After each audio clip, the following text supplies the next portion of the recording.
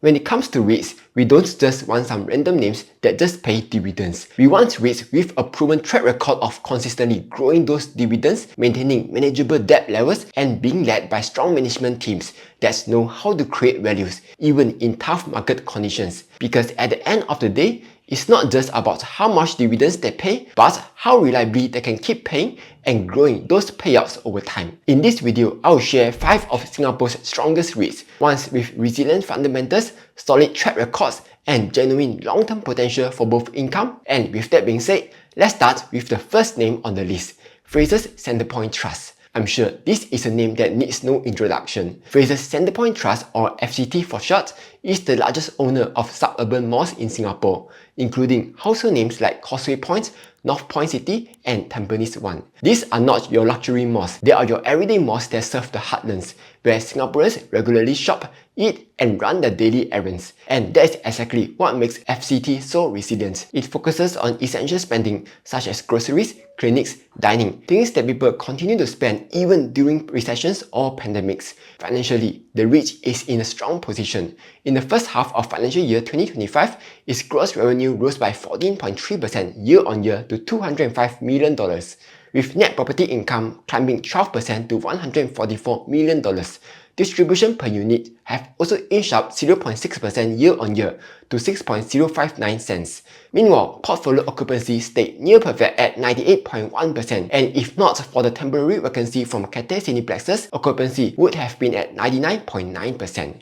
And speaking of vacancy, the management is currently exploring replacement options for the vacated space, with further updates expected next quarter. But given the limited retail supply in Singapore and healthy leasing demand, it's likely that the space will be taken out quickly once the plans are finalized. Across the board, revenues and net property income have increased for nearly all of FCT's malls. Shopper traffic rose 1.5% year-on-year, tenant sales grew 3.9%, and rental reversions have improved by 7.8%. On the balance sheet side, FCT debt level remains healthy. Its aggregate leverage stands at 39.6%, while the average cost of debt has improved slightly to 3.8%. This gives the REIT ample headroom for future acquisitions and asset enhancement projects, and management has been constantly making moves. In 2025, FCT acquired full ownership of North Point City South Wing, which not only strengthened its position in northern Singapore, but also boosted its second half DPU growth. It also began an enhancement initiative at Hougang Mall,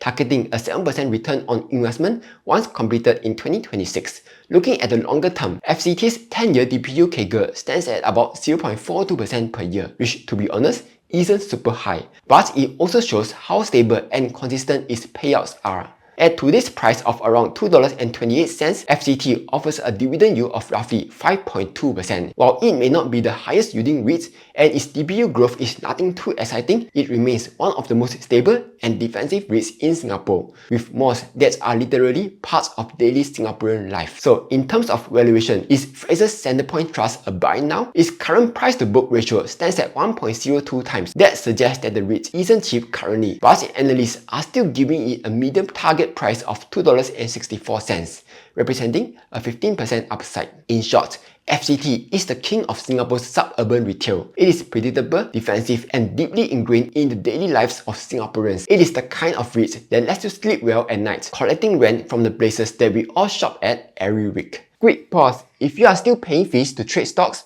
why? For new users, your first 90 days of trading on Longbridge are basically free at $0 commission and 0% platform fees. And even after those 90 days, Longbridge still remains one of the most affordable platforms around. For the Singapore market, Longbridge is only charging 0.03% platform fee, starting at only 99 cents per order. It even lets you buy SGS stocks in odd lots, so that you can invest in your favorite companies without needing to buy an entire lot. That makes it perfect if you are looking to dollar cost average into your favorite blue chip stocks gradually over time, instead of having to commit a big lump sum all at once. And here's the best part, new users can earn a 12% interest booster for 90 days on up to $2,000 deposited into any of the Cash Plus funds.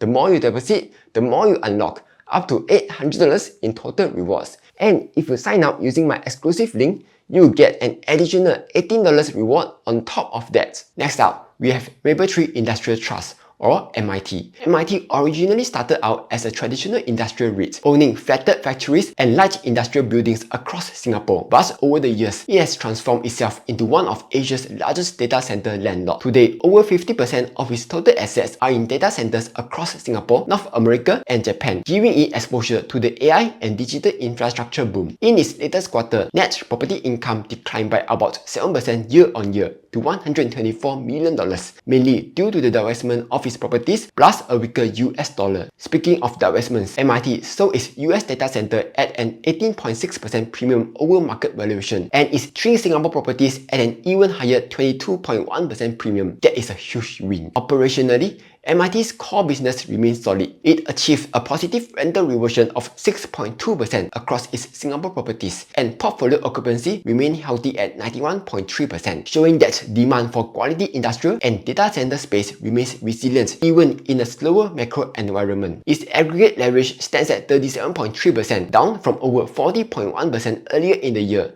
after the trust divested its assets and used part of the free-up capital to pay down debts, while the remaining capital will be redeployed into higher-yielding opportunities to drive future growth. Over the long term, MIT has delivered a 10-year DPU CAGR of about 2% per year, a steady track record that reflects the REIT's ability to grow income sustainably. At its current price of around $2.05, MIT offers a forward dividend yield of roughly 6.4%, one of the highest among Singapore's large-cap REITs. Interestingly, both the CEO and non-executive chairman have also bought shares between $1.93 and $2.10. This could signal a strong vote of confidence in the trust's long-term outlook. In terms of valuation, MIT currently trades at about 1.2 times price to book, slightly above its historical average of 1.06. That makes it a bit on the expensive side, but analysts remain bullish on the company, with target prices ranging between $2.20 and $2.60 in recent months, signaling confidence that the REIT's pivot toward data centers will continue to pay off. Moving on, we have Keppel DC REIT, one of Singapore's largest data center owners. Keppel DC is one of the biggest beneficiaries of the global AI and cloud computing boom. The REIT currently manages 24 data centers across 10 countries, including Singapore, Australia, Germany, the Netherlands, and the United Kingdom. In the first 9 months of financial year 2025, gross revenue surged by 37.7% year-on-year to $322 million,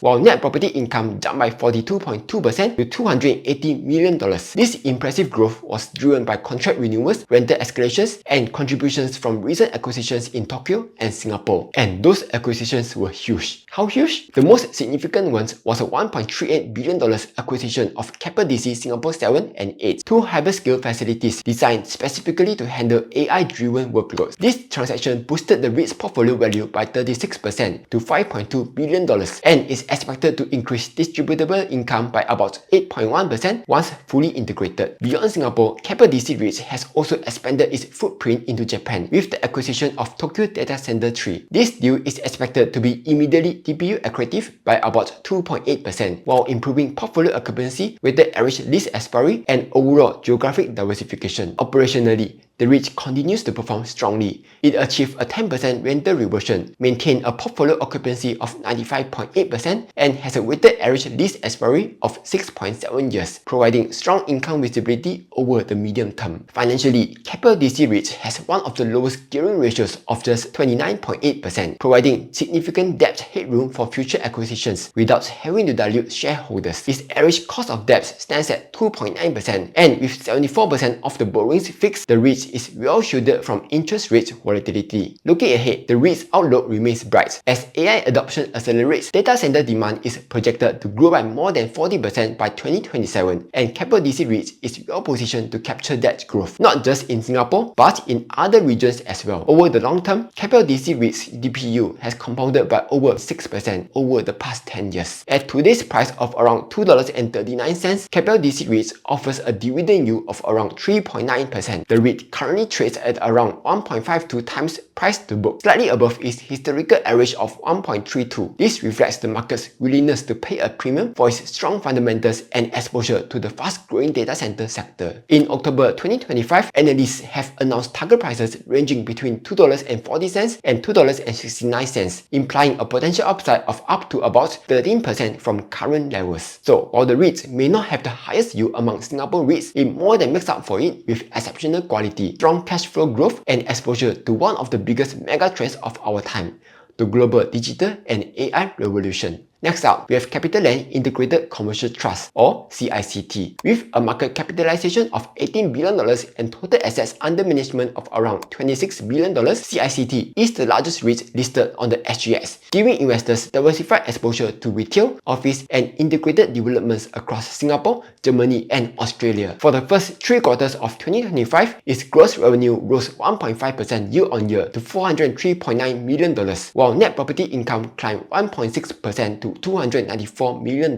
Distribution per unit increased by 3.5% to 5.62 cents, backed by strong operational performance and resilient leasing demand. On the leasing front, CICT achieved an average rental reversion of 7.8% for the retail portfolio and 6.5% for the office portfolio, while maintaining a high portfolio occupancy rate of 97.2%. Its overall weighted average lease expiry stands at around 3.2 years, providing solid income visibility. In terms of capital management, CICT has kept its aggregate leverage below 40%, while its average cost of debt is at 3.5%, with about 74% of borrowings on fixed rates, giving it stability in a still elevated interest rate environment. CICT has been actively strengthening its portfolio through acquisitions. In early 2025, it acquired the remaining 55% stake in Capital Spring, one of Singapore's premier Grade A office towers anchored by tenants such as JP Morgan Chase. This is expected to deliver DPU accretion of 1.1%. And later this year and the next year, it is also set to begin asset enhancement and upgrading works at Lot 1 Shoppers Mall, Tampines 1 and Raffles City Tower, which will help to further unlock additional asset potential. Over the past 5 years, CICT DPU has compounded by over 2% per year. At today's price of around $2.36, CICT offers a dividend yield of about 4.3% and trades at roughly 1.09 times price to book, slightly above its 0.85 historical average. Though, according to the latest analyst reports within the past 3 months, CICT has an average target price of $2.66, giving it a 12.7% upside. And finally, we have Parkway Life REIT, Asia's largest healthcare-focused REIT and arguably one of the most defensive names on the SGX. Its portfolio includes 3 major Singapore hospitals, Mount Elizabeth, Gleneagles, and Parkway East, along with 60 nursing homes in Japan and 11 in France, giving it an exceptionally resilient income base. In the first 3 quarters of 2025, gross revenue rose 8.2% year-on-year to $170 million,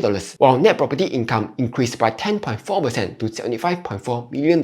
Distribution per unit also edged up 2.3% year-on-year to 11.56 cents. Operationally, the trust remains solid. Occupancy across both Singapore and France is at 100%, whereas Japan is at 97.7%. Its weighted average lease expiry stands at a very impressive 14.68 years, giving it one of the longest income visibilities of any REIT in Singapore. Financially, it is in excellent shape. Gearing stands at 35.8%, interest coverage is 8.9 times. Plus, it also enjoys one of the lowest funding costs in the sector at just 1.57%, with no major refinancing needs until late 2026. Plus, about 86% of its borrowings are hedged at fixed rates. This is a testament to its conservative financial management. What's impressive is that Parkway Life REIT has been growing its DPU steadily since IPO, delivering a DPU CAGR of around 2.39% over the past 10 years. This is one of the most consistent track records among all the REITs in Singapore, and they've achieved this consistency through strategic expansion of their healthcare portfolio over the years. For example, in 2024, the REIT acquired a nursing home property in Osaka, Japan for 2.4 billion yen, strengthening its footprint in one of its core markets. Then, it also acquired 11 nursing homes in France for 111.2 million euros. Each of these acquisitions adds long-term rental stability and inflation-linked lease structures, allowing the REIT to steadily lift its distributions without taking on excessive risk or leverage. At today's price of around $4.04, the REIT offers a dividend yield of just 2.48%. While this yield is not high compared to all the other REITs on this list, the stability and visibility of its earnings make it a favorite among income-focused investors seeking steady, recession-resistant returns. It currently trades at a price-to-book ratio of about 1.66 times, above its historical average of 1.49. But analysts remain bullish, assigning an average target price of around $4.91, which suggests a potential upside of about 21% from current levels. So there you have it. Those were 5 of Singapore's strongest REITs, each offering a unique balance of yield, growth, and stability. Anyway, that's all for this video. Hope you found this useful. Like, share, and subscribe, as I'll be posting new videos every week.